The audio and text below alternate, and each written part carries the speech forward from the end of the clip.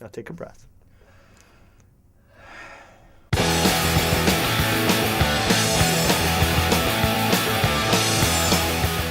Welcome to the Rowdy.com Big Three. I'm Buck Fever. He's Bassmasters. He doesn't like French fries. That's Buzz Cup. I actually don't like French fries as much as some people. French fries, whatever. We're talking NASCAR here. If I'm going to eat French fries, though, I like the crinkly kind. We're talking NASCAR here. And Buzz Cutler has the questions today, and they're not about French fries. No, they're not. Good. Clint Boyer got a 3-race probation for punting Denny Hamlin under caution at the nationwide race. Some people are saying, isn't that the same kind of probation that Carl Edwards got for Brad Keselowski when he punted him at 190 miles an hour? Does the punishment fit both of those crimes? Yes, it does. No, it doesn't. If you start doing different punishments and nobody, just keep it a level playing field. When you do something and you retaliate. That's like saying, you know what? I don't like all these weird different punishments for different crimes. Speeding or manslaughter should be the same thing. Now, no, come on. It's not. What Carl did to me, you got to look at the intent, you got to look at the actions, and you have to look at the consequences. You got to look at all three. And the circumstances. Well, yes, Cutler, that's implied in all that. Ay. My point is that Carl may not have intended to flip Brad over, but he did. Clint didn't flip anybody over. He didn't put anyone's life in danger. It was under caution. Yeah, it was. It was under caution. Exactly. So, I feel like I feel like Carl should have had a bigger penalty. The penalty is actually probably about right for Clint, but relative to Carl, it's too heavy. Or Carl's relative to Clint is too light, in my opinion. Look, because what Carl did was worse. Are you telling me it wasn't worse?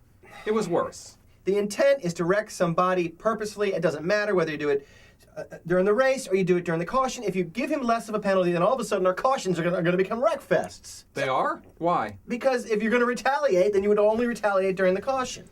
Well, maybe that's better than retaliating at 190 miles an hour. When you're racing somebody, if you retaliate properly, you don't get any penalty.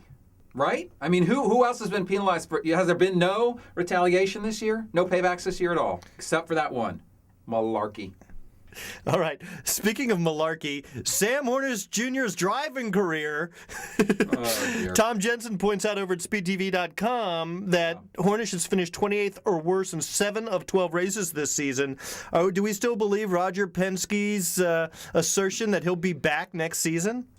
Well, look, we all know about the vote of confidence. It's not, you don't necessarily want to receive a vote of confidence because what that means is everyone's looking and saying, are you sure you really want to keep this guy? Are you confident? You give him a vote of confidence because you want him to perform his best. You don't want him looking over his shoulder. But honestly, if you're the captain, how much longer can you put up with these type of finishes? Sam's actually been running better, but he's just not finishing. And you're starting to wonder, can he get it done? Can he finish? Because ultimately, they only pay the points and the money on the last lap, dude. That's just the way it is. The question is not so Running much... fast is great and all, but... The question is not so much will the captain have him back, it's will the sponsor put up with having him back. Well, they don't have a sponsor, and that's another issue. I mean, I just don't...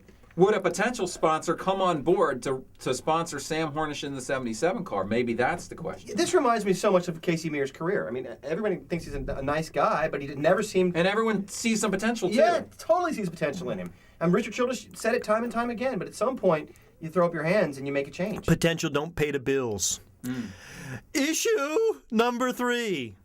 Do Dale Earnhardt Jr.'s performance woes change anything vis-a-vis the Kasey Kahne situation for 2011? Well, to me, Buck, it only changes things if Jr. decides that it changes things. I don't think Rick Hendrick's going to try to nudge him out or something so that Kasey can have his ride for next year or anything like that. That, to me, is a long shot. Now, if Junior got a certain way down the road and came to the conclusion, which he's not come to that conclusion and in fact said the opposite, that conclusion being, this isn't the right spot for me. He said, no, I want to be here. I want to be with Rick Hendrick. But if he were to change his mind, then obviously that would change everything. But that's the only way I see that happening. Yeah, I don't see anything happening like that at all. I see him staying at Hendrick Motorsports. He's a cash cow. They're going to get it together by the end of the season. They won't win a race, but they may actually have it figured out. Well, I already predicted they were going to make the chase, but then I took it all back. Yeah. The thing about Junior is right now... He's race to race. You know what he's doing? He's beating his head against the wall, dude. He really I've really seen is. it, and it's not pretty. Yeah, I saw it right downstairs in our office. I did too. Let's take a look.